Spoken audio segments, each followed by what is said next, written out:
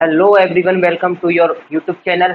जैसा कि आप सभी लोगों को पता है कि हम लोग आपके लिए नई नई जानकारी लेकर आते रहते हैं इसी चैनल पर, और ऐसे ही आपके लिए नई नई जानकारियां लेते आते रहेंगे। ठीक है, तो आप सभी लोगों को आज एक बहुत ही महत्वपूर्ण जानकारी देने वाले हैं, जो आजकल लड़कों, खास करके लड़कों के लिए बहुत ही बहुकाल में चल रहा है।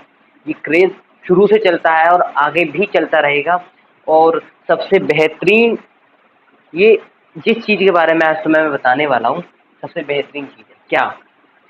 जैसा कि आप सभी लोग थंबनेल पर देख कर आए, इनकम टैक्स इंस्पेक्टर क्या होता है, ये कैसे बना जाता है, क्या क्राइटेरिया होता है इसे हासिल करने का? बहुत ही प्यारा क्राइटेरिया है इसे हासिल करने का, बहुत ही अच्छी चीज़ है। और आजकल एसएससी के दौर में एसएससी के अंदर सबसे बेहतरीन पोस्ट है, ये सबसे अच्छी पोस्ट है इनकम टैक्स इंस्पेक्टर। जैसे नाम नाम से ये सब भोकाल होता है, इनकम टैक्स इंस्पेक्टर। जहाँ इनकम टैक्स सुन लिया वहीं आपके बस तोते उड़ जाते हैं, बिल्कुल हवा हवा उड़ जाती है चेहरे की, क्योंकि नाम ही क्या है, इनकम टैक्स। जो जो रेड मारते हैं, income tax officer, income tax inspector, इनके बारे में आज हमें जानकारी लेनी है आप लोगों को। ठीक है, देनी है। और आपको सारा क्राइटेरिया बताना है कि क्या है, कैसे है। तो मैं सारी चीज़ें आपको शुरू से बताऊंगा, जीरो से लेके कहाँ तक आपको, कहाँ से आपको प्रिपरेशन करनी है, और कहाँ जाकर आपको रुकना है, और कहाँ आपका सिलेक्शन होगा, और कैसे सारी चीज़ें आपको मैं बताने वाला हूँ। ठीक है, तो बने रहिए वीडियो में। और आप सभी लोगों से हाथ जोड़ के निवेदन है कि आपके जो भी मित्र हैं, जो भी आपके सखा हैं, जो भी आपके घर वाले हैं, रिश्तेदार हैं, उन सबको ये वीडियो सेंड कर दीजिए। अभी की अभी डाल दिए, ताकि आप लोगों की वजह से किसी और का भी भला हो सके। मैं आपको इस वजह से नहीं कह रहा हूँ कि किसी का मेरा प्रमोशन कर दो आप वीडियो को सेंड करके, नहीं। जिन लोगों के घर में थोड़ा सा फाइनेंशियल कंडीशन खराब है, हो सकता है उन तक ये वीडियो पहुंच जाए, और वो अपनी तैयारी को अभी से ही जारी कर दें, ताकि समय से पहले वो एक अच्छी जॉब हासिल कर सके। ठीक है, तो आज हम आपको बताने वाले हैं इनकम टैक्स इंस्पेक्टर कैसे बनाया जाता है, क्या चीज़ होती है, सारी जानकारी आपको यही मिलने वाली है। बने रहिए। चलिए भाई, स्टार्ट करते हैं। देखो भाई, सबसे पहले मैं आपको बता दूं कि आपका क्या रहता है। आप इनकम टैक्स इंस्पेक्टर किस पोस्ट के, किस एग्ज़ाम के थ्रू, सारी चीज़ें एग्ज़ाम के ऊपर होती हैं। ठीक है, कौन सा एग्ज़ाम दिया जाता है, और कौन सी चीज़ें आपको स्किल्स चाहिए होती है, इसके लिए क्या चीज़ें आपको क्लियर करनी पड़ती हैं, सारी चीज़ें मैं आपको बताने वाला हूँ। ठीक है, तो सबसे पहले बेटा ये देखो कि यहाँ साइड में आपके आ रहा है इनकम टैक्स इंस्पेक्टर। जैसा कि आपके स्क्रीन पर एसएससी का लोगो लगा हुआ है, इनकम टैक्स इंस्पेक्टर का जो ड्रेस है उसका भी फोटो आपको दिख रहा होगा। ठीक है, ये किस लिए लगा है, ये आपको मोटिवेट करने के लिए लगाया गया है, और साथ में हमारे चैनल का भी लोगो आपको दिख ही रहा है। ठीक है, तो आगे बढ़ते हैं। देखो भाई, क्या रहता है इनकम टैक्स इंस्पेक्टर में, जैसा कि आपको दिख ही रहा है। पहला, एग्ज़ाम सीजीएल एंड यूपीएससी, ये हम आपको बताएंगे। दूसरा, पावर के बारे में बताएंगे। तीसरा, एलिजिबिलिटी के बारे में बताएंगे। चौथा, वर्क प्रोफाइल क्या रहती है वो बताएंगे। ठीक है, ट्रेनिंग क्या होती है, सैलरी क्या होती है, ये सारी चीज़ें मैं आज आपको बताने वाला हूँ। तो फिर स्टार्ट करते हैं। ठीक है, चलिए भाई, अब देखिए आगे बढ़ते हैं। इनकम टैक्स इंस्पेक्टर बनने के लिए आपके लिए दो एग्ज़ाम तैयार रहते हैं। आप इन दो एग्ज़ाम से इनकम टैक्स इंस्पेक्टर बन सकते हैं। कैसे? पहला है आपका एसएससी सीजीएल और यूपीएससी। ये दो एग्जाम है, एसएससी सीजीएल और यूपीएससी। मैं बात अभी एसएससी सीजीएल की कर रहा हूँ, यूपीएससी के बारे में मैं आपको किसी और वीडियो में डिटेल से बताऊंगा। आज हम बात करते हैं एसएससी सीजीएल की। सर, ये एसएससी सीजीएल का है, ये एसएससी के अंदर आने वाला ही एक एग्जाम है। एसएससी, जैसा कि आप सभी लोगों को पता है कि एक एग्जाम कंडक्ट नहीं करती, वो लगातार 5-6 एग्जाम कंडक्ट कराती ही कराती है एसएससी। और एसएससी की full form staff selection commission है। ठीक है, और सीजीएल कंबाइंड ग्रेजुएट लेवल। जैसा कि सीजीएल में नाम से ही पता पड़ रहा है कंबाइंड ग्रेजुएट लेवल, तो इसका मतलब ये है कि इसकी एलिजिबिलिटी क्या रहेगी वो भी आपको मैं बताने वाला हूँ। ठीक है, तो एसएससी के थ्रू और यूपीएससी के थ्रू आप जो है एग्जाम दे सकते हैं। ठीक है, तो अभी मैं एसएससी की बात करता हूँ। अब आप अपने स्क्रीन पर देखिए एसएससी में क्या होता है, एसएससी सीजीएल के अंदर क्या आपको करना पड़ता है जिससे आप इनकम टैक्स इंस्पेक्टर बन सकते हैं। देखो, पहला ही होता है कि टीयर 1 आपके टेस्ट होता है। टीयर 1 में आपका प्री होता है, आपको प्री क्वालिफाई करना पड़ता है। उसके बाद टीयर 2 में आपको मेंस क्लियर करना पड़ता है। पहला एग्जाम प्री, दूसरा मेंस। और तीसरा होता है टीयर 3, जिसमें आपको डिस्क्रिप्शन क्लियर करना पड़ता है। ठीक है, क्या करना पड़ता है? डिस्क्रिप्शन क्लियर करना पड़ता है। चौथा होता है आपका डॉक्यूमेंट वेरिफिकेशन। बस आपके 4 स्टेप्स रहते हैं आपको इनकम टैक्स इंस्पेक्टर बनाने के लिए। ये 4 स्टेप्स मेनली होते हैं, प्री, मीन्स, डिस्क्रिप्शन और डॉक्यूमेंट्स वेरिफिकेशन। ठीक है, तो ये 4 चीजें आपने समझ ली, क्या क्या? प्री, मीन्स, डिस्क्रिप्शन और डॉक्यूमेंट्स वेरिफिकेशन। ये डॉक्यूमेंट्स वेरिफिकेशन लास्ट में होता है, जब आप पहला प्री क्लियर करते हैं, फिर मेंस क्लियर करते हैं, फिर डिस्क्रिप्शन लिख कर दिखाते हैं, फिर उसके बाद में आपको ये डॉक्यूमेंट्स वेरिफिकेशन कि आपकी क्या क्या आपकी क्वालिफिकेशन रही है, क्या चीज़ें हैं, सारी चीज़ें हैं। और इसमें आपको अगर आपकी क्वालिफिकेशन भी अच्छी रहती है, सारी चीज़ें अच्छी रहती हैं, तो आप एक इनकम टैक्स इंस्पेक्टर बनने के लिए तैयार रहते हो। ठीक है, आगे देखो, आगे क्या आता है? क्या सर इसमें इंटरव्यू होता है? नहीं, इसमें इंटरव्यू नहीं होता। क्यों नहीं होता? पहले क्या, जब से ये मोदी सरकार आई है, जब से आपकी ये बीजेपी गवर्नमेंट आई है, तब से इंटरव्यू बिल्कुल हटा दिया गया है। क्योंकि ये ग्रुप सी की पोस्ट है, इसे ग्रुप बी की भी मत समझना, ये ग्रुप सी की पोस्ट है। इसमें ग्रुप सी क्या, पहले क्या होता था, ग्रुप बी में भी होता था, ग्रुप सी में भी होता था इंटरव्यू, लेकिन अब ग्रुप बी तक इंटरव्यू नहीं है। तो इंटरव्यू बिल्कुल भी नहीं है, फिजिकल नहीं है इनकम टैक्स इंस्पेक्टर के लिए, ना कोई हाइट क्राइटेरिया, ना कोई आई टेस्ट, ना कुछ भी, ना रनिंग, ना कुछ भी, फिजिकल कुछ भी नहीं होता है। ठीक है, तो फिजिकल नहीं है आपका। दूसरा क्या आता है? Typing test. जैसा कि और गवर्नमेंट एग्जाम में क्या होता है कि आपका टाइपिंग टेस्ट माना जाता है। Typing test, Hindi typing, English typing आपको कंप्यूटर पे बैठा दिया जाता है और आपसे टाइपिंग टेस्ट माना जाता है। लेकिन इसमें टाइपिंग टेस्ट भी नहीं है। सबसे मजे की बात होती है, बच्चे इसी वजह से थोड़ा खुश रहते हैं कि इसमें इंटरव्यू, फिजिकल और टाइपिंग टेस्ट नहीं होता है। ठीक है, आगे देखिए, आगे क्या आता है सर? आगे इसमें अब देखो, सबसे बेहतरीन चीज कि ये 3 चीज नहीं है, इन 3 चीजों के अलावा आपको क्या मिल गया, क्या मिल गया आपके लिए सबसे अच्छा? पावर। पावर क्या रहती है इसकी कि आपको पता है, शुरू से ही भौकाल रहा है इनकम टैक्स इंस्पेक्टर का, इनकम टैक्स ऑफिसर का। ठीक है, आप अगर कहीं जाकर के ये बोल देंगे कि मैं MEA में से ज्वाइन हूँ, तो आपको हो सकता है वो इतना अच्छे से जज नहीं करे MEA के नाम पे, जबकि MEA जो है इनकम टैक्स इंस्पेक्टर से भी ऊपर होता है। बट अगर आपने कहीं जाकर के नाम ले दिया कि मैं इनकम टैक्स इंस्पेक्टर या इनकम टैक्स डिपार्टमेंट से बिलोंग करता हूँ, फिर देखिए आप सामने वाले के हाव भाव खत्म हो जाते हैं बिल्कुल। अगर आपके आसपास में या आपके किसी रिलेशन में कोई भी एक बड़े से बड़ा बिजनेसमैन है, वो भी आपसे डरेगा। क्यों? क्योंकि आप इनकम टैक्स में हैं। और ऑब्वियसली आजकल जितने भी बिजनेसमैन हैं, सभी GST की चोरी करते हैं। सभी लोग GST की चोरी करते हैं, कोई ऐसा नहीं है जो GST नहीं चुराता। इसी डर की वजह से आपसे अच्छे अच्छे बिजनेसमैन डरते हैं। पावर क्या रहती है कि जिस दिन आप इनकम टैक्स इंस्पेक्टर में ज्वाइन होते हैं, जिस दिन आपकी ज्वाइनिंग होती है, उसी शाम को, जिस दिन आपका रिजल्ट आता है, उसके शाम को ही आपके ग्रुप पर, आपके व्हाट्सएप ग्रुप पर एक ग्रुप ज्वाइन हो जाता है ऑटोमेटिकली, और उसमें उस साल के इंडिया के जितने भी इनकम टैक्स इंस्पेक्टर बने हैं वो सारे ज्वाइन होते हैं। पल भर में आप अभी रिजल्ट से 1 मिनट पहले देखते तो कुछ भी नहीं था आपके पास में, बट रिजल्ट के आने के 2 घंटे बाद ही आपके इतने सारे फ्रेंड्स बन जाते हैं। और पहली बात कि income tax inspector direct belong करते हैं कमिश्नर से, है ना? कमिश्नर से, इनकम टैक्स कमिश्नर जो होता है उससे बिलोंग करते हैं, तो इस वजह से उससे उनके कनेक्शन रहते हैं, तो इस वजह से इसमें पावर भी बहुत अच्छा खासा मिलता है। ठीक है, तो पावर की बात रही। दूसरा ये कि भाई क्या है कि मनी, अब मनी की बात करते हैं। पैसा भी अच्छा है। अब पैसा सर कैसे अच्छा है? पैसा मैं बताता हूँ आपको कैसे अच्छा है। देखो, मैं डायरेक्टली तो नहीं कहूँगा, बट आपकी जो सैलरी होती है वो तो फिक्स्ड होती है। ठीक है, सैलरी मैं आपको अभी आगे बताऊंगा।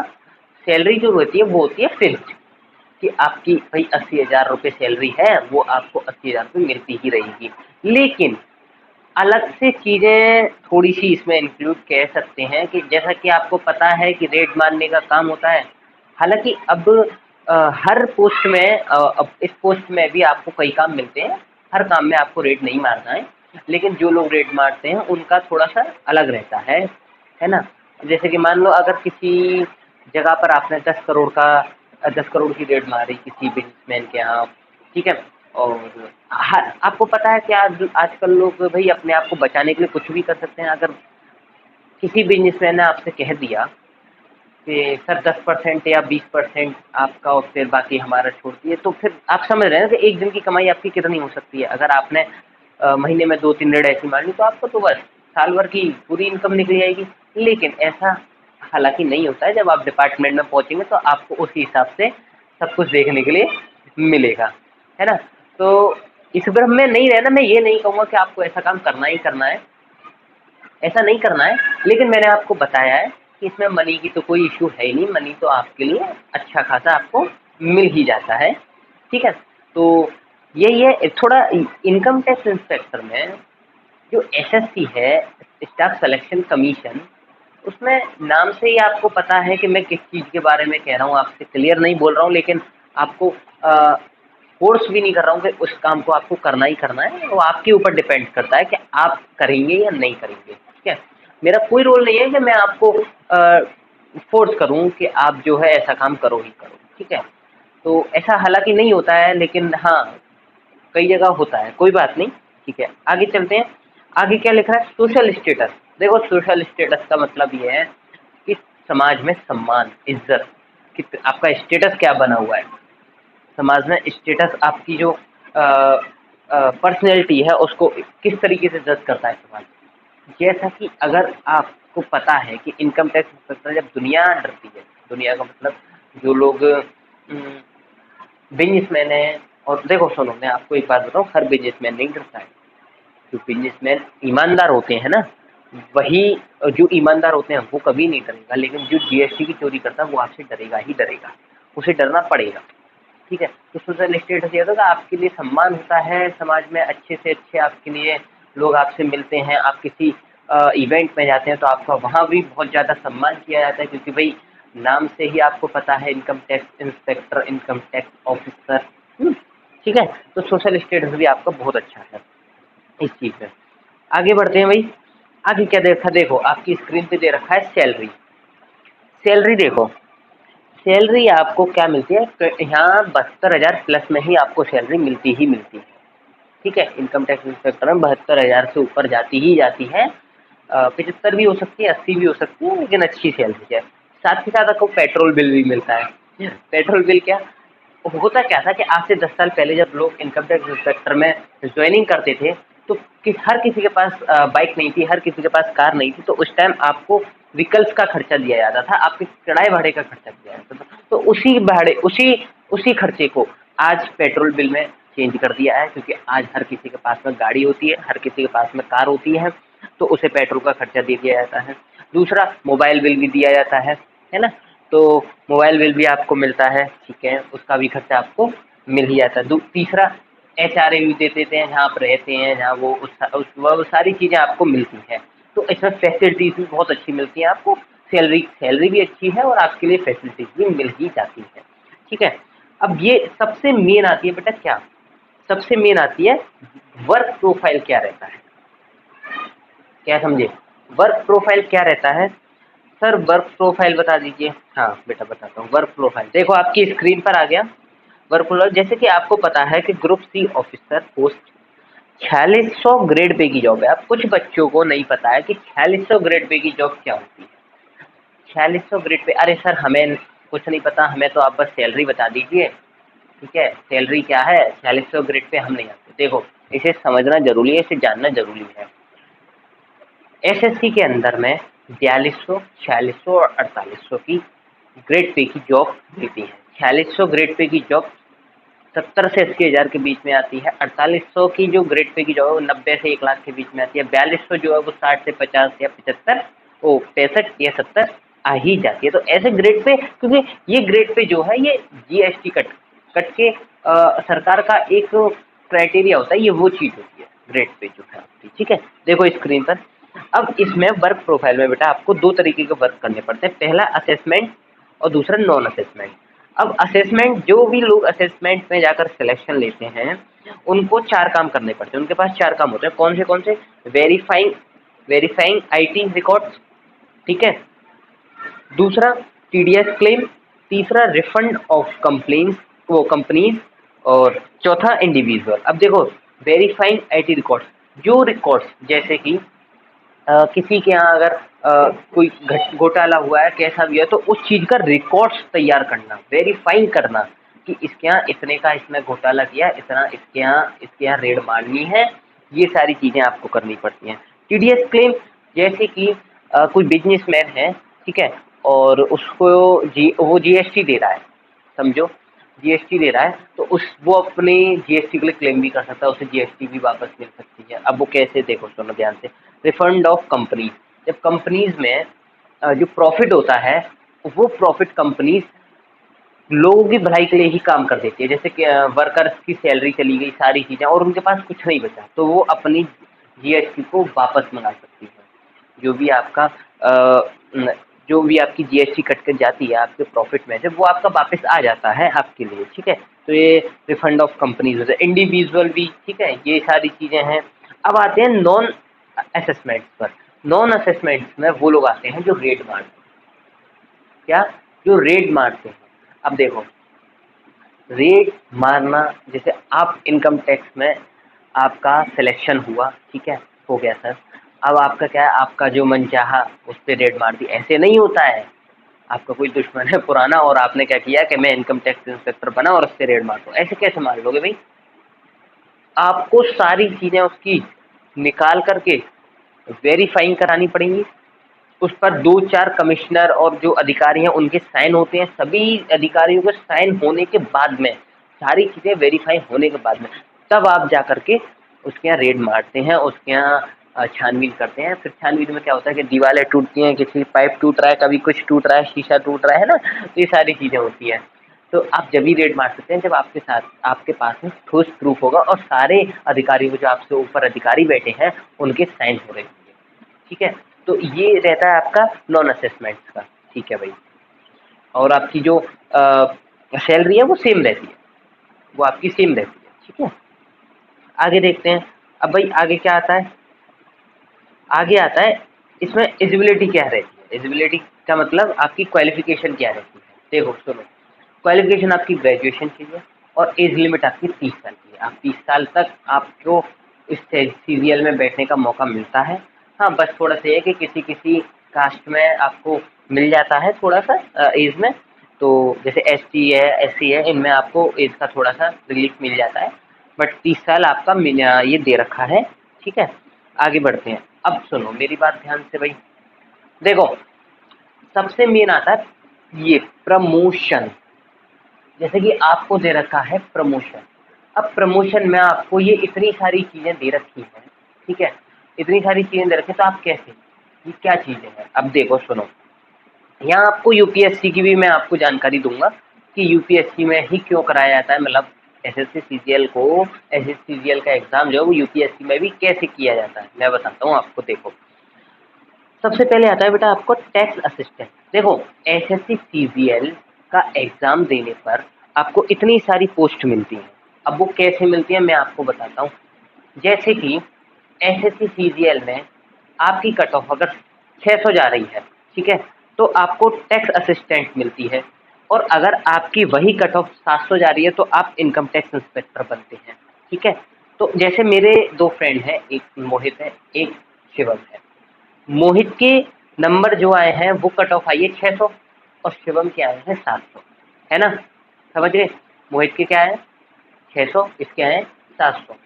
अब मोहित को मिलेगी टैक्स असिस्टेंट की जॉब और इसे मिलेगी इनकम टैक्स इंस्पेक्टर की जॉब। कट ऑफ का फर्क पड़ गया क्योंकि इसके इससे ज़्यादा नंबर ज़्यादा है, इसलिए इसे अच्छी पोस्ट मिली, इसे थोड़ी सी कम ग्रेड वाली जॉब मिली, ठीक है। इसे थोड़ी सी कम भोकाल वाली मिली, लेकिन इसे पावर वाली भी मिली। इसकी सैलरी भी कम है, पावर भी कम है और फैसिलिटीज़ भी कम है, लेकिन इसके पास सब कुछ है। तो सारी चीज़ें किस पर आकर के रुकती हैं? आपके कट ऑफ पर, आपके मेहनत पर, ठीक है। अब सुनो, अब टैक्स असिस्टेंट ये बना, अब ये यहाँ से 3 साल बाद में 3 साल वर्क करके अच्छी मेहनत करके सीनियर टैक्स असिस्टेंट बनेगा। फिर उसके बाद में 3 साल और करेगा, फिर जा करके इनकम टैक्स इंस्पेक्टर बनेगा। मतलब जो इसने एक बार में मेहनत करके एक बार में पाली वो ये 6 साल में कर पाया, ठीक है। तो इसलिए बोलता हूँ ना कि मेहनत करो, अच्छे से अच्छे नंबर लेकर आओ, ताकि आप भी एक पोस्ट को सालों में ना बदल पाओ, शायद 1 महीने में या 6 महीने में आप उसे हासिल कर सको। जब तक ये यहाँ पहुँचेगा, जब तक मोहित शिवम की जगह पे पहुँचेगा, तो शिवम कहाँ पहुँचेगा, शिवम पहुँचेगा इनकम टैक्स ऑफिसर पर। अब बहुत से बच्चे क्या है कि इनकम टैक्स इंस्पेक्टर और इनकम टैक्स ऑफिसर को एक ही समझते हैं, लेकिन नहीं, ऐसा कुछ भी नहीं है, दोनों में अंतर है। और इनकम टैक्स इंस्पेक्टर से इनकम टैक्स ऑफिसर की पोस्ट पहुँचने में 6 से 10 साल लगती है। जैसा कि आप देख ही रहे हो, इस पे लिख रहा है कि 6 से 10 साल आपको इनकम टैक्स ऑफिसर बनने में लग जाता है, ठीक है। अब देखो, सुनो, अब यूपीएससी का क्या था, एसएससी सीजीएल से अच्छी से अच्छी कट ऑफ लाकर आप इनकम टैक्स इंस्पेक्टर बनते हो, फिर प्रमोशन होता है ऑफिसर पे, फिर आगे बढ़ते हो प्रमोशन। लेकिन यूपीएससी में अगर आप अच्छे से अच्छा स्कोर करते हो तो आप डायरेक्ट लगते हो असिस्टेंट कमिश्नर ऑफ आईटी। और यहाँ सीजीएल से पहले इंस्पेक्टर, फिर ऑफिसर, फिर असिस्टेंट कमिश्नर ऑफ आईटी, फिर डिप्टी कमिश्नर ऑफ आईटी, फिर ज्वाइंट कमिश्नर ऑफ आईटी। लेकिन यूपीएससी से assistant commissioner of IT direct, फिर deputy commissioner of IT direct, फिर ज्वाइंट कमिश्नर ऑफ आईटी। लेकिन इसमें आपको ये ईयर्स का भी ये दे रखा है, ये आपकी पहुंचने की अवधि है कि आप यहाँ से यहाँ पहुंचने में कितना समय लोगे, ये लिखा हुआ है। अच्छा, और धीरे धीरे चलते लास्ट जो आपकी पोस्ट आती है, जो आपको हाईलाइट अलग ही दिख रही है, इसको अलग ही तरीके से लिखा गया है, सजा कर लिखा गया है, क्योंकि ये सबसे ऊपर पोस्ट मानी जाती है एसएससी सीजीएल की। क्या? Additional commissioner of IT. बहुत से लोग लास्ट डिप्टी या ज्वाइंट तक ही रह पाते हैं, एडिशनल तक बहुत कम लोग पहुंच पाते हैं।